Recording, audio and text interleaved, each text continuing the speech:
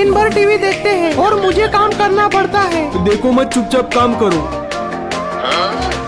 अरे पापा के पैसे गिर गए, चुपके से उठा लेती हूँ। पहले देख लेती हूँ असली है या नकली। असली है। मुझे ये कपड़े नहीं धोने। क्या हुआ? ये 100 रुपए रखो और कपड़े धो। हाँ बेटा ठीक है, तुम यहाँ पर बैठो, मैं सभी कपड़े धोकर देता हूँ। चलो आज तो 100 रुपए मिल गए। बेटा तुम गिर जाओगी, मुझे ऐसे पकड़ के बैठो। नहीं, मैं ऐसे ही बैठूंगी। तुम्हें जितना बोला उतना करो। छोड़ो मुझे, मैं ऐसे ही बैठूंगी। मुझे कुछ तो करना होगा। बेटा ये देखो, मैं ये पैसे तुम्हें घर जाकर दूंगा, सिर्फ तुम्हें मुझे पकड़ कर बैठना होगा। ठीक है पापा, मैं पकड़ कर बैठती हूँ। यार तरबूज काफी टेस्टी है, लेकिन ये पापा तरबूज के छिलके क्यों खा रहे हैं? शायद पापा को छिलके बहुत पसंद है। अरे पापा आप ये सभी छिलके खाओ, आपको बहुत पसंद है।